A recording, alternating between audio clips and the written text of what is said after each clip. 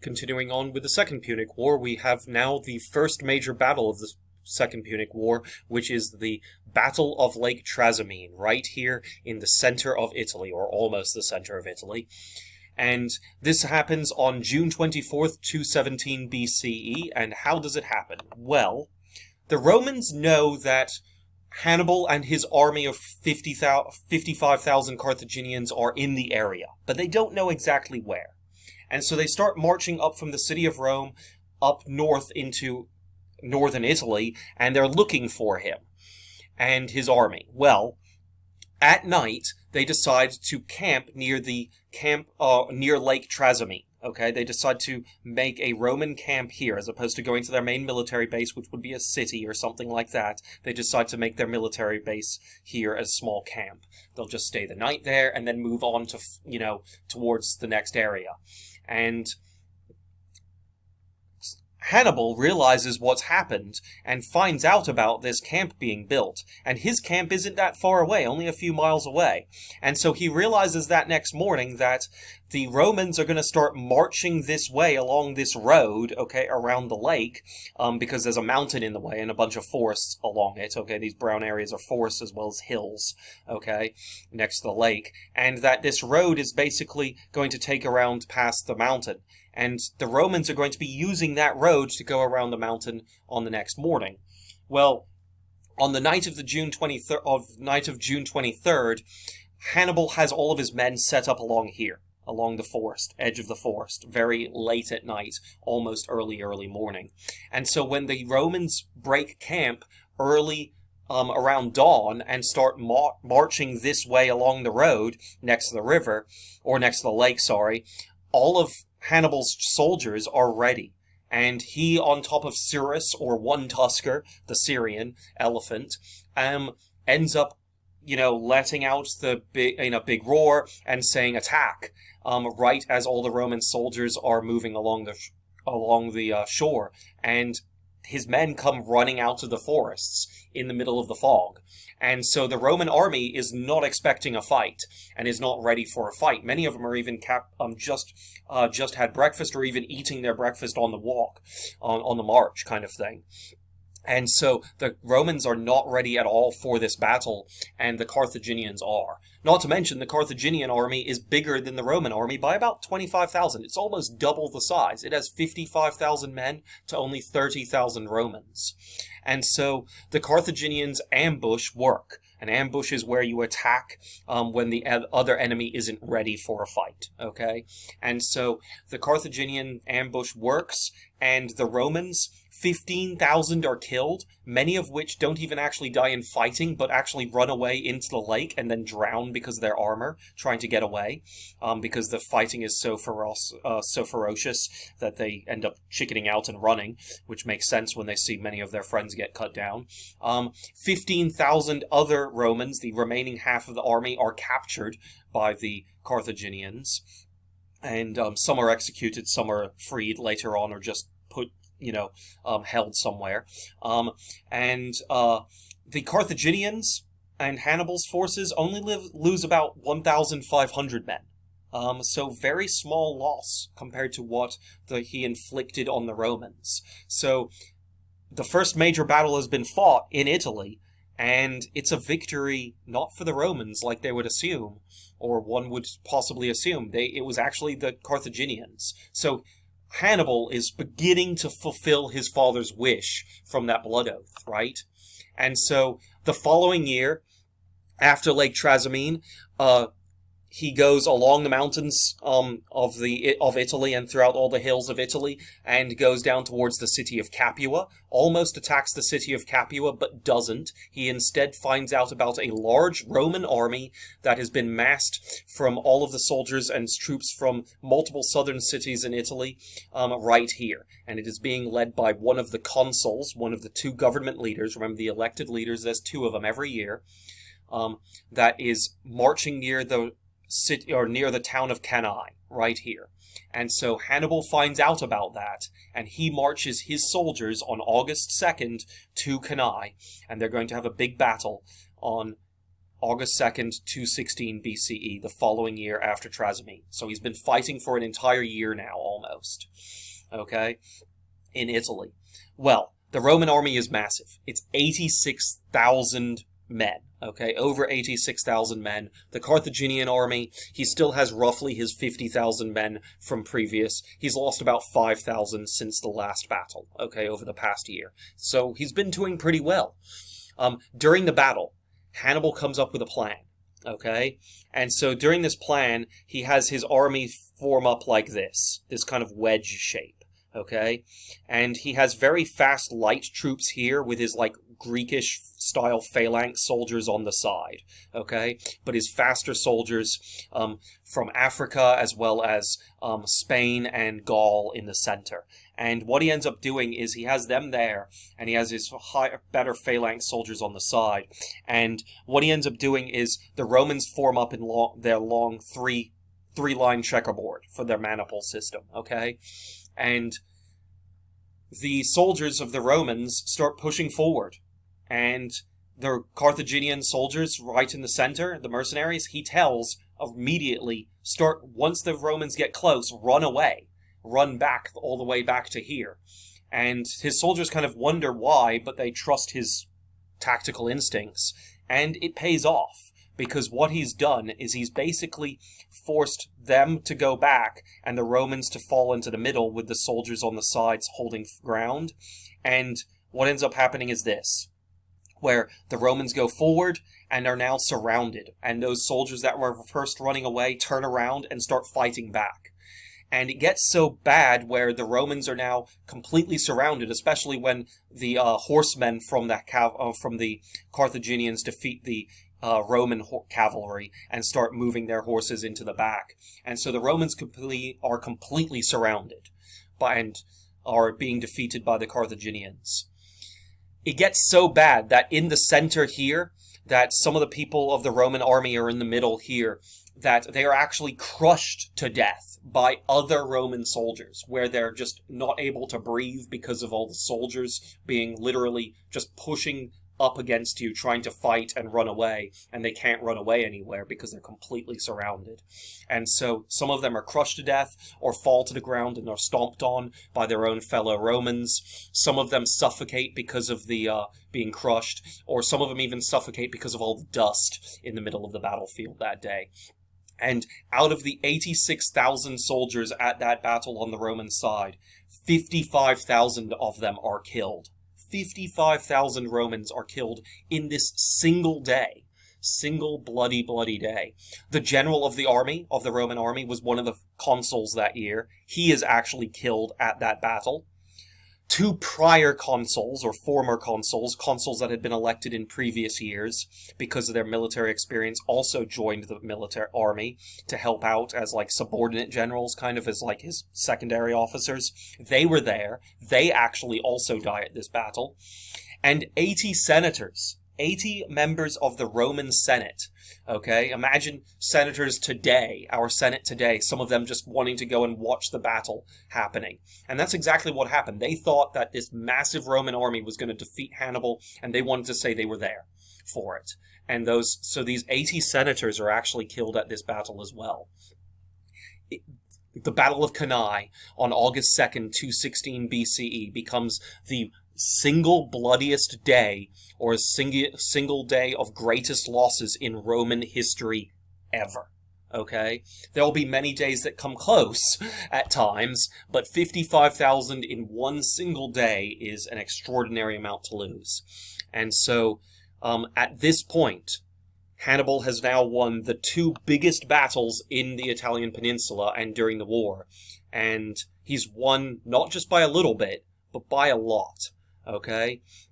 Only about 5,000 or so of his soldiers died during this battle. It was a very small number, okay? If even that. And then it starts being this fear at the end of 216, in the fall of 216, that he is here. He just defeated here.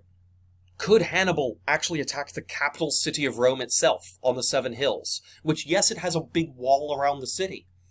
They've built a stone wall around the city to protect them. But could he attack it? He has an army big enough. The Roman main army has been defeated. And at one point, Hannibal actually thinks exactly on attacking the city of Rome and marches within 4 miles of the capital city. He gets within 4 miles. He can even see it from a hill that he's on, and he's thinking about how to attack it. And then he realizes to himself he needs something. He needs not just reinforcements, but he needs siege equipment. Okay? Siege equipment, meaning ladders, battering rams, like basically logs to knock down the doors and gates. He needs catapults to throw stones at the city. He needs siege towers, which are like big giant scaffolding towers with armor on them. We've talked about that with Alexander the Great a little bit, and the Syrians, where they would be on wheels, and they would be wheeled up against the wall of a city, and soldiers would jump from the city, from those towers onto the wall itself. He needs those things. And he could start making some of those things, but it's very difficult to make those things without the correct items. And so, yes, he could make the battering rams because he could just chop down some trees. He could make ladders. Those are pretty easy. He could find ladders from places throughout Italy. But the other two things, the siege towers and the catapults, they're a little bit more difficult. So what he starts to do is he sends a letter all the way back to Spain. And that letter is to his brother. Remember Hasdrubal, his brother? Well, Hasdrubal is right here in Spain, fighting against Romans over here in the border here. He left his brother to fight Saguntum and against the Romans there, while he went out here. Well, it's 2 years later, and he realizes he needs his brother to send these siege equipment reinforcements. And things are getting really bad for Rome. Rome is getting really worried at this point. And so what does Rome typically do during a crisis? Well, if it's a crisis that they think they can solve with a person that has good experience on something, they will make that person dictator. And for a period of 6 months, or up to 6 months. And that's exactly what they do. In the year 216 BCE, the Roman Senate, the members of the left, about 220 of them, vote and decide that they're going to appoint Fabius Maximus as dictator of Rome. He's one of the consuls, or a previous consul rather. He's a very good soldier. He was very good at being a military general in the past, and he comes up with a new plan. And when he becomes dictator, he's got the power, politically as well as military-wise now, to do anything he wants to do to save Rome. And what he comes up with is his plan called Fabian tactics. Fabian tactics, which are today known as guerrilla warfare. Guerrilla warfare. And so if you don't know anything about guerrilla warfare, that's okay. We're going to talk about it in just a moment. First, we also have Rome coming up with another secondary plan, where they send one of their other best generals, from Italy to fight over here. He's been fighting over here for a little while now. He's been fighting against Hasdrubal Barca, Hannibal's younger brother, And this man is Publius Cornelius Scipio, Many people pronounce his name as Scipio, but it's actually Scipio. He leads a Roman army in Spain, And he's been fighting against Hasdrubal Barca, Hannibal's younger brother, who's leading the Carthaginian army in Spain. So the Roman soldier is fighting against the Roman general is fighting against the Carthaginian general in Spain at this point. And so that's working out on both sides. It's kind of a draw between the two of them. Well, Fabius Maximus comes up with these Fabian tactics. And the Fabian tactics work. And what are they? Well, he comes up with the idea that we're not going to fight against Hannibal's army with one big Roman army, because that doesn't work. He's proved it twice, that he can beat our big giant armies very easily. And all it ends up doing for Rome is we lose a bunch of men at one go. And then we don't have an army, and it takes a year or so to raise another army. And then when we get that army ready, he kills them all too. So Fabius decides, let's not do that. Doing the same thing over and over again is really dumb. And so what we're going to do instead is we're going to attack his army with small little groups. And we're going to train small groups of soldiers to fight all over Italy against anywhere we need. Because we're going to force Hannibal to split his army up from one group of one army into multiple tiny ones. And the Roman Senate and other military leaders ask Fabius how he's going to do that.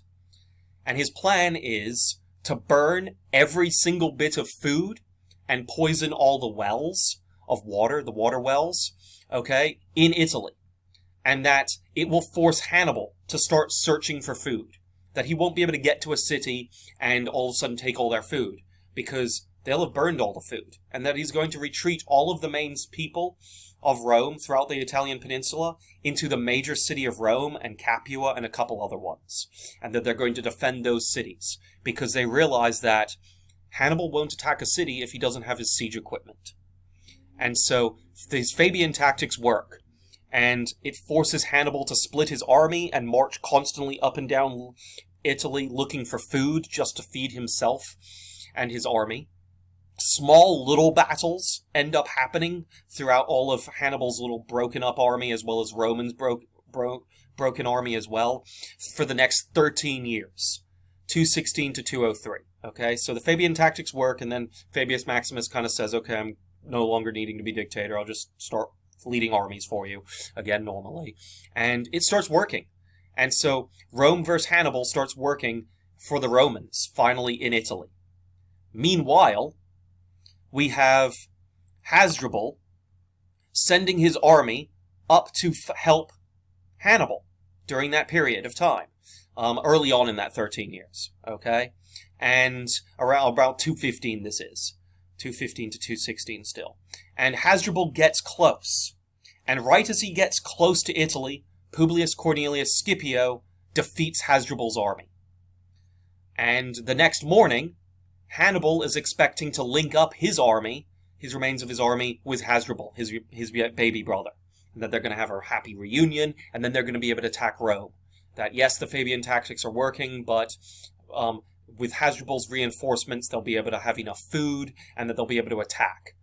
Well, Hannibal is sitting in camp one night, and waiting to meet Hasdrubal the next day. And this bag gets thrown into the Carthaginian camp. This bag, this sack. And a soldier sees what's in the sack and runs up to Hannibal and shows it to Hannibal and says, there's a message from the Romans from you. Because it says from Rome on the side of the bag. And so Hannibal says, what is it? And the soldier doesn't really want to give it to him. And Hannibal says, no, give me the bag. And he looks in the bag, and it's Hasdrubal's head. It's his younger brother's head. Because Publius Cornelius Scipio, when he defeated Hasdrubal's army, he sent that bag after killing Hasdrubal. He beheaded Hasdrubal and put the head in the bag and sent it to Hannibal. And so it's really kind of like this kind of threat to Hannibal, like, you're next kind of thing.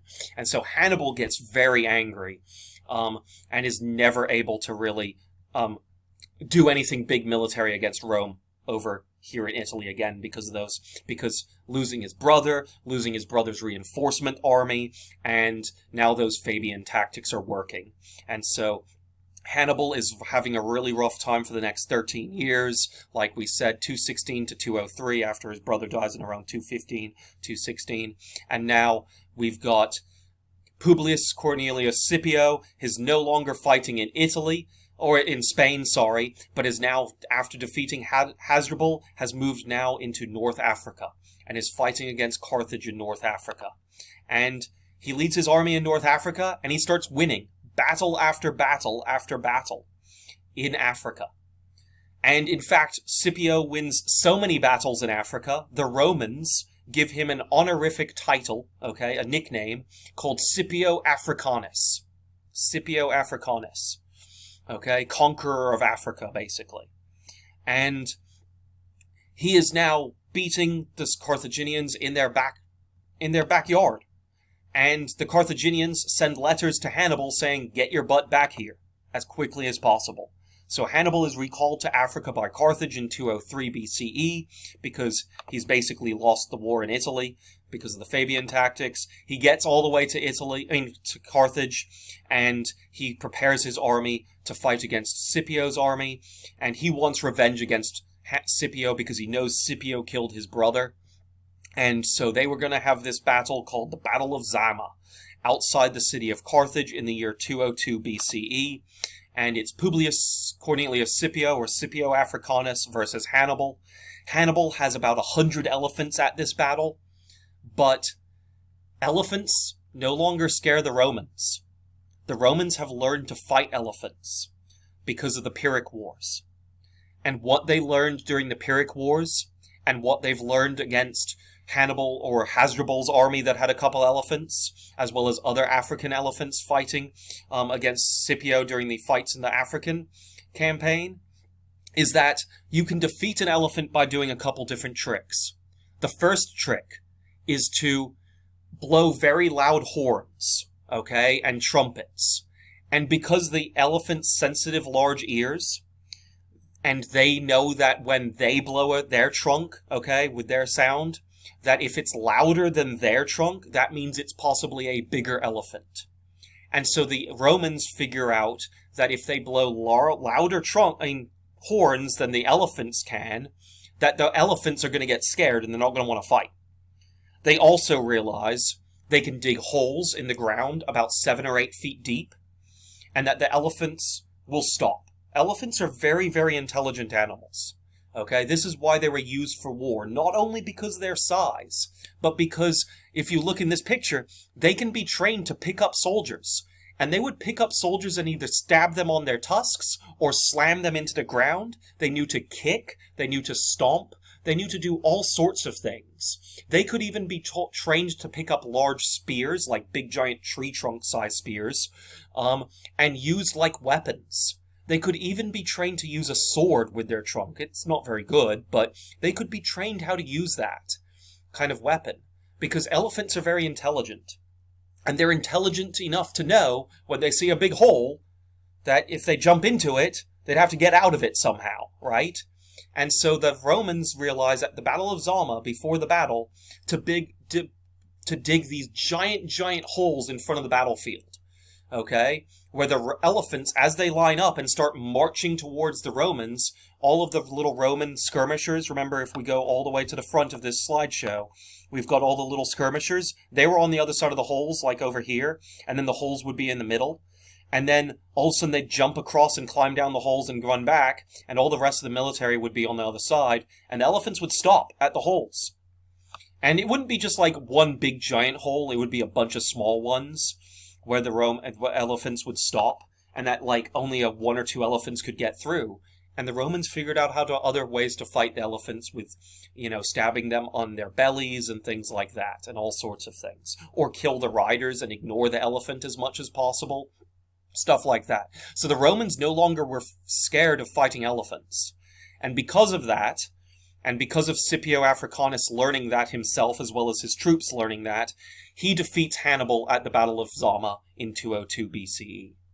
And the treaty is written the following year, and the treaty for the war, ending the Second Punic War finally, is that Carthage basically has to surrender completely. And the treaty's terms are 3 terms. 1 is that Carthage has to give up almost all of its territory, other than around the city of Carthage itself on part of North Africa. But everything in Spain, part of other parts of North Africa, and anywhere else they had conquered, they have to give up. They also have to give Rome 10,000 gold talents. A talent is the name for a Roman gold bar. Okay, a bar of gold. You've seen maybe movies and pictures of bars of gold, like big giant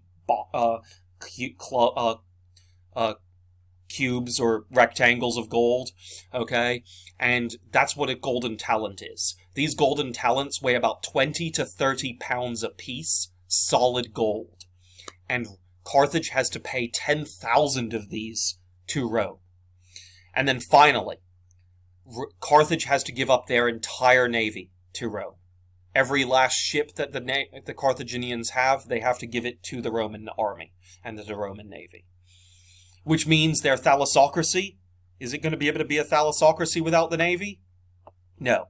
Exactly like how the Mycenaeans were the Minoans were crushed by those tsunamis. Losing your navy is very detrimental to a thalassocracy. And so, after the Second Punic War, because of these treaty stipulations, especially that last one, let alone these 2 other being very big and expensive, the Carthaginian army and the Carthaginian empire is really kind of a shell of what it used to be. We're going to talk about what happens to Hannibal himself after the Second Punic War, as well as the Third Punic War and a couple other wars, and a little bit of changing in culture in Rome in the next video.